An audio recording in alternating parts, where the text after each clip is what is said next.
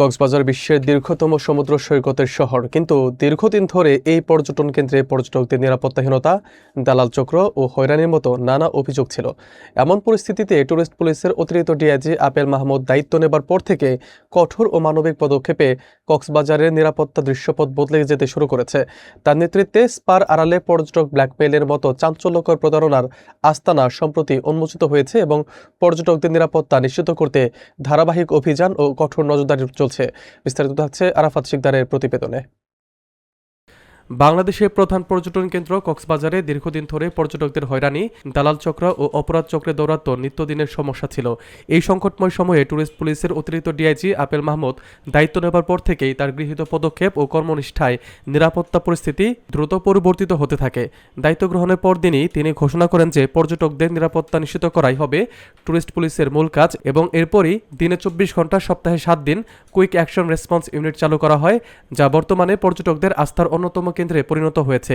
সমুদ্র সৈকতের 18 কিলোমিটার জুড়ে টহল, হোটেল জোনে সন্দেহজনক কার্যক্রম পর্যবেক্ষণ, দালালদের বিরুদ্ধে অভিযান এবং ইপটিজিং বিরোধী অ্যাকশনের দ্রুত সুফল দেখতে পাওয়া যায়। স্থানীয় মানুষজন বলছেন, এখন সৈকতে আগের মতো কোনো ভয় নেই এবং পুলিশ সত্যিকার অর্থেই মানুষের পাশে দাঁড়াচ্ছে। ফলে পর্যটকদের মধ্যেও সামাজিক যোগাযোগ মাধ্যমে পরিবেশ বদলের কথা উঠে আসছে।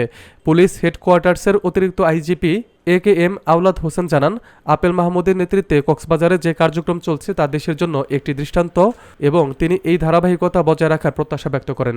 অন্যদিকে ট্যুরিস্ট পুলিশের ডিআইজি মোহাম্মদ রুহুল আমিনও আপেল মাহমুদের এই উদ্যোগের প্রশংসা করে বলেন, মানবিক পুলিশিং, ড্রোন নজরদারি ও সিসিটিভি নেটওয়ার্কের মাধ্যমে পর্যটকরা নিরাপত্তার এক দৃঢ় অনুভূতি পাচ্ছে। অতিরিক্ত ডিআইজি আপেল মাহমুদ বলেন, নিরাপদ পর্যটন নিশ্চিত করার জন্য প্রযুক্তি, মানবিকতা, সচেতনতা এবং পেশাদারিত্বের সমন্বয় অপরিহার্য এবং তারা কক্সবাজারকে নিরাপদ, বন্ধুসুলভ ও আনন্দদায়ক গন্তব্য হিসেবে গড়ে তুলতে চান। যে আজকে হঠাৎ করে যে এসপা নিয়ে এত হইচই, যে হঠাৎ অভিযান বিষয়টা কিন্তু আজকে না, আপনাদের এই যে বিষয়টা ধারণাটা ভুল। আমাদের কিন্তু প্রতিনিয়ত অভিযান চলতেছে প্রত্যেকটা বিষয়। আমরা বলে দিয়েছি যে পর্যটকদেরকে কোনো অ্যাঙ্গেল থেকে হয়রানি করা যাবে না এবং ব্ল্যাকমেইলিং করা যাবে না। আপনারা দেখেছেন বিগত কয়েকদিন ধরে পত্রিকায় সব মিডিয়াতে আসছে যে আমার পর্যটককে ব্ল্যাকমেইলিং করা হচ্ছে। এটা আমাদের কাছে গোপন তথ্য এসেছে, আমাদের কাছে প্রমাণও আছে।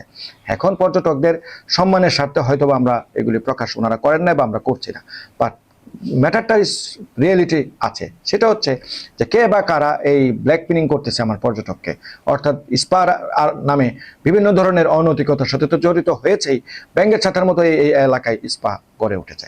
পাশাপাশি স্পা আমার পর্যটককে ভিতরে নিয়ে তারা ব্ল্যাকমেইলিং করছে, তাদের নেকেট ছবি নিচ্ছে এবং কে স্পাতে যাচ্ছে কে স্পাতে যাচ্ছে না সেটাও আবার তার সিসিটিভি ফুটেজ কালেকশন করে একটা সিন্ডিকেটের হাতে দিয়ে দিচ্ছে। সেই সিন্ডিকেট আবার ওই পর্যটককে আবার টার্গেট করতেছে।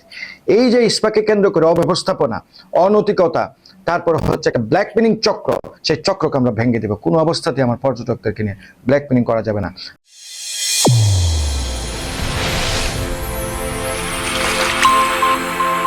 চ্যানেল A1 হৃদয়ের স্পন্দন।